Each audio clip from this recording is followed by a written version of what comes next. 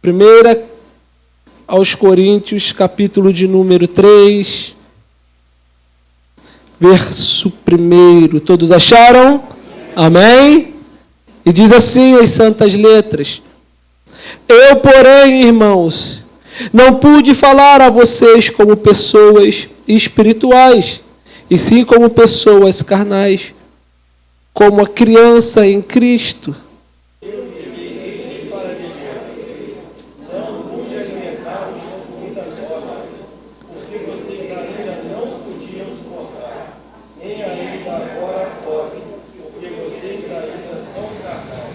Porque se há ciúmes e briga entre vocês, será que isso não mostra que são carnais e andam segundo os padrões humanos? Quando alguém diz, eu sou de Paulo, e outro diz, eu sou de Apolo, não é evidente que vocês andam segundo padrões humanos? Quem é Apolo e quem é Paulo? São servos por meio de quem vocês creram, e isso conforme o Senhor concedeu a cada um. Eu plantei, Apolo regou, mas o crescimento veio de Deus. De modo que nem o que planta é alguma coisa, nem o que rega, mas Deus que dá o crescimento. Ora, o que planta e o que rega são um, e cada um receberá a sua recompensa de acordo com o seu próprio trabalho. Porque nós somos cooperadores de Deus, e vocês são lavouras de Deus, edifício de Deus. Segundo a graça de Deus que me foi dada, lancei o fundamento como sábio construtor, e outro edifica sobre ele, porém cada um veja como edifica. Porque ninguém pode lançar outro fundamento, além do que foi posto, o qual é Jesus Cristo. E se alguém edifica sobre o fundamento que é ouro, prata, pedras preciosas, madeira, feno ou palha, A obra de cada um se tornará manifesta, pois o dia demonstrará, porque será revelada pelo fogo, e o fogo provará qual é a obra de cada um. sobre o fundamento permanecer, esse receberá recompensa. 15 todos. Se a obra de alguém, esse sofrerá dano, porém, mas como? 16. Vocês não sabem que são santuários de Deus e que o Espírito de Deus habita em vocês? Se alguém destruir o santuário de Deus, Deus o destruirá, porque o santuário de Deus São vocês, é sagrado. Glória a Deus. Fecha seus olhos. Senhor Deus e Pai, a Tua palavra é santa. A Tua palavra, toda ela é inspirada por Ti. As Escrituras não contêm a palavra de Deus. Ela é a palavra de Deus. E nós amamos a Tua palavra. Que o Senhor venha falar aos nossos corações. Nós dependemos só do Teu Espírito. Não precisamos de outra revelação. Porque a revelação da Tua palavra é eficaz para nós. Muito obrigado, Senhor, pelo privilégio de termos a Bíblia, aonde pessoas não conseguem ler as Escrituras. E que nós possamos colocar em prática tudo, Senhor. Tudo que está neste livro santo. Nos ajuda. Em nome de Jesus. Amém. Tome o seu assento. Quem está comigo, diga amém. Amém. Amém. Irmãos, o nosso país, de uns anos para cá, entrou num debate político muito grande. Nós não ouvíamos falar que alguns eram de direita, outros eram de esquerda. Mas através de uns anos para cá, entramos neste debate. E não estou aqui querendo dizer que a política, a igreja não pode conversar e falar sobre política, não. Pelo contrário, nós devemos nos instruir. Mas só que, através de alguns anos, para cá poucos anos, houve uma disputa de direita, de esquerda, e essa disputa, ela adentrou a nossa casa. E fez pais, filhos, irmãos brigarem. Maridos e mulheres se divorciaram. E essa disputa política também adentrou a igreja. E vi com meus próprios olhos pessoas indo embora da igreja, discutindo por política, pelo candidato tal, pelo outro candidato. E vi pessoas, irmãos, apostatando da fé, divisão, discórdias, brigas. Não soubemos administrar. E vimos pessoas tão amadas e tão queridas, brigadas, que até hoje não se falam pela divisão. A divisão, ela gera o ódio. E o ódio gera a morte. E nós observamos tudo isso com os nossos olhos. Mas por que eu falei dessa introdução? Porque a igreja do Senhor, ela é santa. A igreja, ela existe para manifestar o caráter de Deus. Na igreja não pode haver divisões. Na igreja não pode haver facções. A igreja é coluna e fundamento de toda a verdade. Mas sabemos que somos seres humanos. E aonde o ser humano está, ele estraga tudo. Se houvesse uma igreja santa, sem pecado, e me colocasse lá, eu não, se colocasse o Marquinho, mas se me colocasse lá e o Marquinho, nós iríamos estragar essa igreja, Marquinho. Porque nós somos pecadores, nós somos falhos, e necessitamos da graça de Deus dia após dia. Nós necessitamos do favor de Deus. Se não for o Senhor, o que será de nós? O que seria da igreja? Mas o Senhor é o dono da igreja. O Senhor é o cabeça da igreja. Ele é o exemplo maior aonde nós devemos segui-lo. E por isso, irmãos, eu senti no coração de trazer esta mensagem para a igreja. E separei essa mensagem em 3 pontos, para que possamos entender. Varão dos 3 pontos, né? Já falaram assim, Valquí, você está preguiçoso, porque às vezes você separa só em 2 pontos, mas é o texto, né, irmãos? Mas separei a mensagem em 3 pontos. E o primeiro ponto é a carnalidade da igreja. Vamos estudar isso do versículo 1 ao versículo 4. O segundo ponto é Cristo. É o Senhor da igreja, do versículo 5 ao versículo de número 9.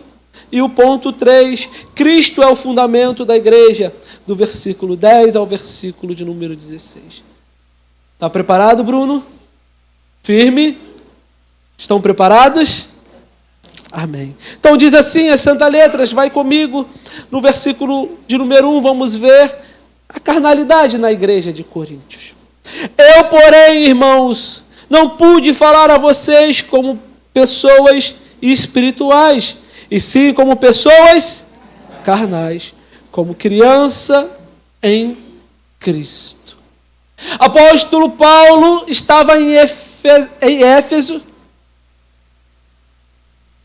pastoreando aquela igreja, ajudando aquela igreja, e vai chegar uma notícia que a igreja de Coríntios, irmãos, uma igreja cheia de dons, uma igreja rica e pomposa, estava vendo um problema grave e sério.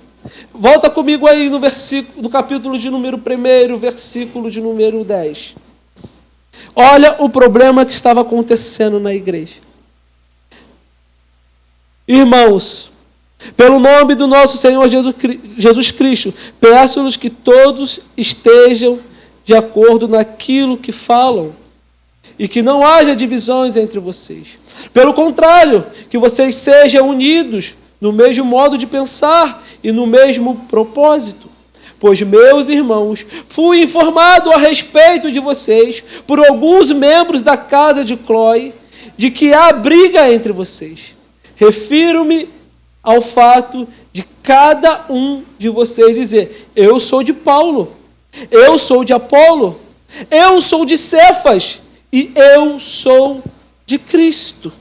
Volte comigo no capítulo de número 3. Então havia um problema nesta igreja. Havia uma hemorragia que o apóstolo Paulo tinha que estancar. Porque, irmãos, aqueles homens não eram homens, aquela igreja não era uma igreja espiritual, mas uma igreja carnal. E o apóstolo Paulo não pôde se aprofundar teologicamente com aquela igreja. Não trouxe comida sólida, mas leitinho espiritual, porque eles eram carnais. Porque se levantaram grupos na igreja, dizendo: olha, eu sou do apóstolo Paulo. Outro grupo dizendo: não, eu sou do grupo de Cefas. Outro: não, eu sou do grupo de Apolo. E os mais, aqueles que achavam o espiritual: não, eu sou do grupo de Cristo. Havendo uma divisão na igreja. E uma igreja dividida, o reino de Deus não avança. Uma igreja dividida, irmãos, entra Satanás e destrói a membresia. Porque há uma porta aberta de legalidade. A igreja tem que ser una. A igreja tem que ser santa. A igreja tem que se aprofundar nos ensinos dos apóstolos para ser uma igreja saudável. E não podemos mais nos contentar com os leitinhos espiritual. Coisas rasas. Mas devemos comer comidas sólidas. Aonde, irmãos, nós vamos crescer e ter intimidade com o Senhor. Como está a nossa vida com o Senhor? Como está o nosso coração? Será que somos carnais? Será que nós estamos sendo levados pela influência do mundo? Pela influência de Satanás?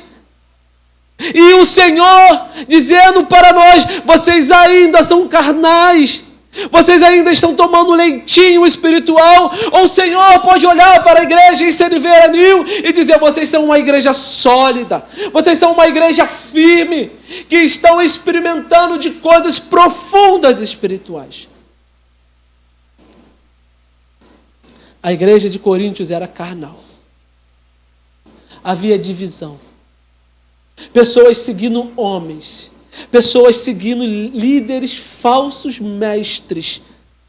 E nós devemos nos atentar para a nossa vida. o que nós estamos fazendo na igreja. A igreja é um lugar para se manifestar o caráter de Deus. Não podemos perverter o santo evangelho. Não podemos causar divisão na igreja. Não podemos estar divididos.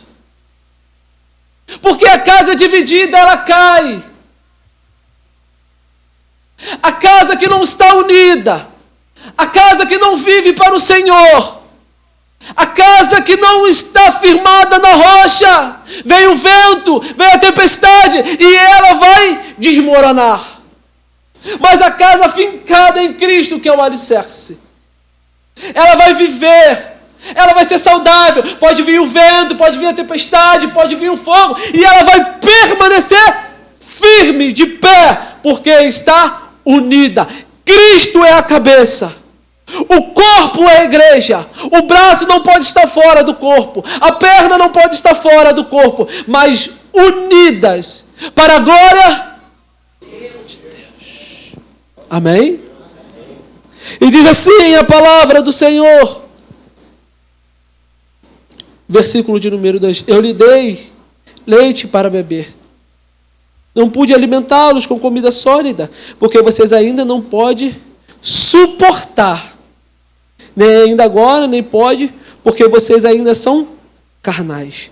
Porque se há ciúmes e briga entre vocês, será que isso não mostra que são carnais? E andam segundo os padrões humanos? Quando alguém disser, eu sou de Paulo, o outro disser, eu sou de Apolo, não é evidente que vocês andam segundo os padrões humanos? Era assim que a igreja andava, dividida, seguindo homens, seguindo grupos. E o apóstolo Paulo vem estancando essa hemorragia. E é assim que deve ser.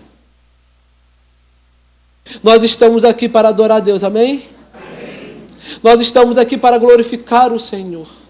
E quando o diácono Paulo, ele cantou essa última música, eu sei que tem pessoas que não gostam de abraçar, de dar as mãos, mas foi de Deus ele trazer esta música, porque confirma aquilo que o Senhor quer falar com a igreja. Paulo é um homem de Deus, e creio que ele orou pedindo direção a Deus, porque eu conheço Paulo, ele sempre faz isso. E o Espírito Santo de Deus colocou para ele trazer essa música, para dizer, é isso que eu quero falar com a igreja.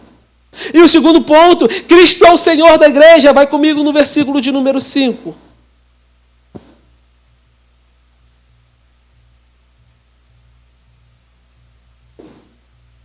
Todos acharam? Vai dizer assim a palavra. Quem é Apolo? E quem é Paulo? São servos por meio de quem vocês creram, e isso conforme o Senhor concedeu a cada um. Eu plantei, Apolo regou, mas o crescimento vem de Deus. Olha para mim. Cristo é o Senhor da igreja. Apóstolo Paulo, Apolo, eram homens que estavam ali para servir ao Senhor Jesus Cristo. Como eu e como você. Eles não eram o dono da igreja. A chave da igreja não estava na mão deles. Eles não sustentavam a igreja. O apóstolo Paulo vai ensinar a igreja, olha, eu plantei, Apolo regou, mas quem dá o crescimento é Cristo Jesus, é o próprio Deus. A igreja pertence ao Senhor, a igreja não pertence ao pastor Felipe, a igreja não pertence ao bispo primaz, a igreja é coluna e baluarte de toda a verdade, é Cristo Jesus que sustenta, que guarda, que protege. A igreja foi do Senhor, porque quem derramou o sangue carmesim sobre a cruz do Calvário para salvar a igreja não foi o homem, mas foi Deus. A igreja é do Senhor, é Quírios, a autoridade suprema, máxima, o Senhor Jesus Cristo. Ele governa, Ele é o Senhor, e glória a Deus por isso, porque somos sustentados, somos guardados pelo nosso Senhor. Ele é o dono deste lugar, Ele é o dono da sua vida, Ele é o dono da minha vida, Ele que está orquestrando todas as coisas. Ele é o Deus soberano, Ele é o Deus poderoso, Ele que tem nos guardado, não é o homem. Nós não podemos, irmãos, idolatrar o homem. O pastor não é o guru espiritual. O pastor é um homem, servo, escolhido do Senhor para pregar o evangelho. Os diáconos são escolhidos para servir a igreja. Os ministros são escolhidos para servir a igreja. E todos os trabalhadores estão aqui para servir a igreja em adoração, para glorificar o nome do Senhor. Por isso, irmãos, a igreja pertence ao Senhor. Por isso que não deve haver divisões. Por isso que não deve haver facções. Vai haver briga? Sim. Vai haver discussões? Sim. Porque é relacionamento. E relacionamento gera estas coisas. Mas nós devemos saber lidar com estas coisas. E essas coisas, elas têm que ser discernidas espiritualmente. Para que a igreja não esteja dividida. E continue o texto comigo. No versículo 6. Eu plantei, Apolo regou, mas o crescimento vem de Deus. De modo que nem o que planta é alguma coisa, e nem o que rega, mas Deus que dá o crescimento. A igreja cresce, irmãos, não pela obra do homem, não pela falácia do homem. A igreja não cresce porque o homem tem intelecto e faz algumas coisas para a igreja crescer. Não! A igreja cresce pelo poder do Espírito. É Deus derramando sobre nós poder, é Deus derramando sobre nós virtude, é Deus escolhendo aqueles que vão ser salvos. E pessoas adentram neste lugar. Você chegou aqui não pela sua força, você chegou aqui porque Cristo te acordou, Cristo te sustentou, Cristo te trouxe, e você está aqui adorando Ele. Por quê? Porque Ele concedeu isso a você. Então quem dá o crescimento à igreja? Cristo. E o versículo 8 vai dizer: ora, quem planta e que rega não são. Ora, o que planta e o que rega são um. E cada um receberá a sua recompensa de acordo com o seu próprio trabalho. Porque nós somos cooperadores de Deus. E vocês são lavouras de Deus, edifício de Deus. Olha para mim. Nós somos um campo. A lavoura. Olha a metáfora que Deus vai trazer. Lavoura e edifício. Nós somos plantados nesta terra. E o Senhor vai cuidando, regando com as suas próprias mãos, com cuidado, com amor. Esse é o nosso Deus. Por isso que a igreja, irmãos, é um lugar santo. Por isso que este lugar tem que ser um lugar temível. Porque quando chegamos à presença de Deus, Moisés tirou as sandálias do pé. Moisés, tira as sandálias dos pés, porque o lugar é santo. Não estou dizendo a parede, não estou dizendo os bancos, mas o mundo espiritual é santo, Lia. O mundo espiritual é santo, e nós devemos ser santos, porque Cristo nos chamou para a santidade. Por isso Ele é o dono da igreja. E Ele vai trazer uma metáfora do edifício. Ele é o alicerce. Ele é a base.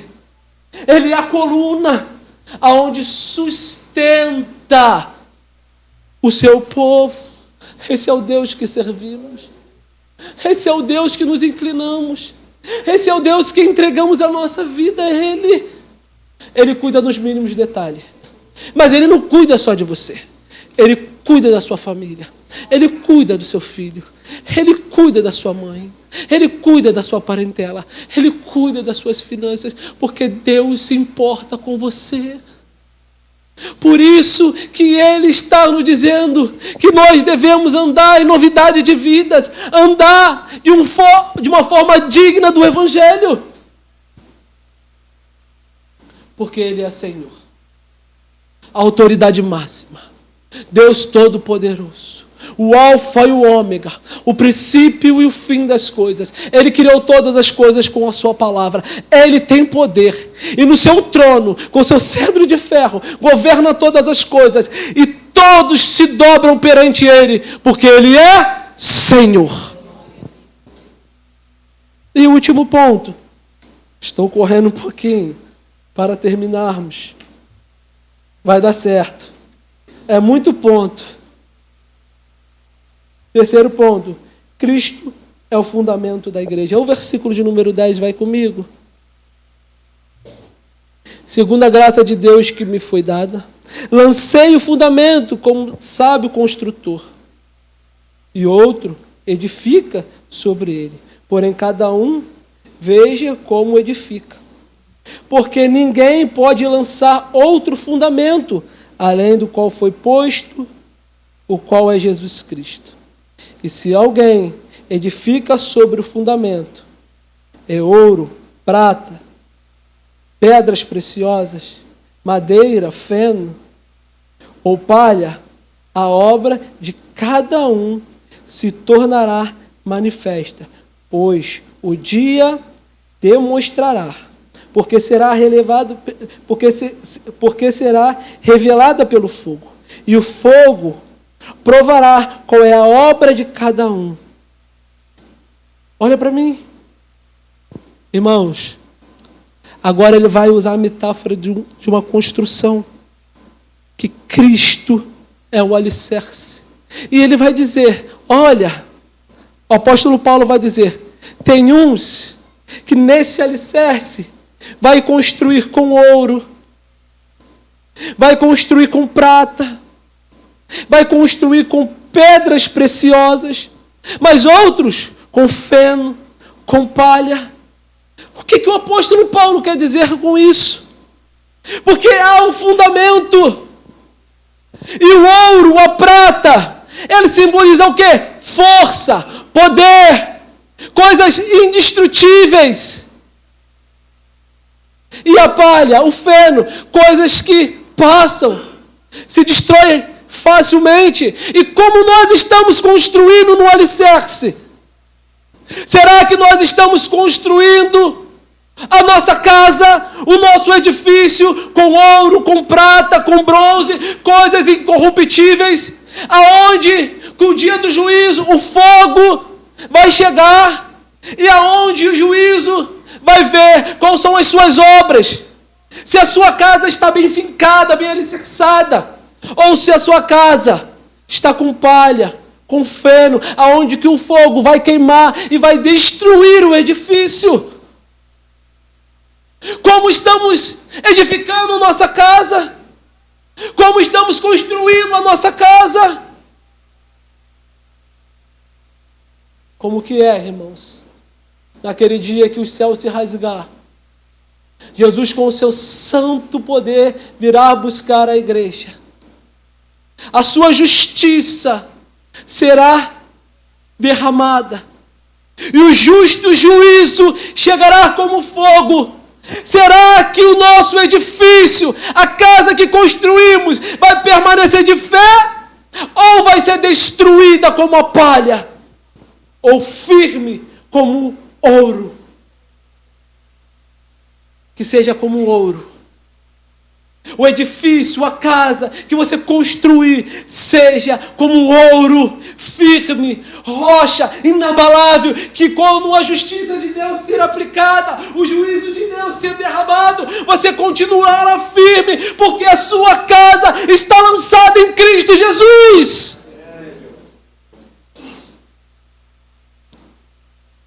Aleluia. Oh, Deus Santo. Se aquilo que alguém edificou sobre o fundamento permanecer, esse receberá recompensa. E se a obra de alguém que se queimar, esse sofrerá dano. Porém, ele mesmo será salvo, mas como que através do fogo. Olha para mim. Até esses que construiu a sua casa, o Senhor com palha. O Senhor vai ter misericórdia. Vai ser salvo de raspão. Porque a Bíblia está dizendo, até esses serão salvos. Mas e o seu galardão? A sua recompensa? Por isso que nós devemos construir a nossa casa com ouro, com prata, com o evangelho puro e simples, juntos, edificando a casa, porque um pedreiro não pode construir uma casa sozinha. Pode até construir, né, Edvalmar? Mas vai ser mais difícil, né? Mas devemos estar unidos, um ajudando o outro, a construir esse edifício santo, imaculado e poderoso para a glória de Deus. E Deus continua. Vocês não sabem que são santuário de Deus. Deus habita em vocês. O Espírito Santo é morada em vocês. Vocês não sabem que vocês são santuário de Deus? Que o Espírito de Deus habita em vocês? Se alguém destruir o santuário de Deus, Deus destruirá. Porque o santuário de Deus, que são vocês, é sagrado. Você é sagrado para Deus. Você é santuário do Senhor. Ele faz morada em você. Por quê? Jesus disse, fique em Jerusalém, até que do alto seja revestido de poder. A ascensão, ele subiu, morreu na morte, morreu na cruz, subiu. Mas ele prometeu, vocês não ficarão órfãos. Enviarei o Consolador. E o Consolador, sabe onde ele habita? Vocês. Templo do Espírito Santo. São vocês. Raça eleita. Povo de propriedade exclusiva. Povo santo do Senhor. Vocês são sagrados para o Deus Todo-Poderoso. Quero chamar aqueles que vão servir a ceia.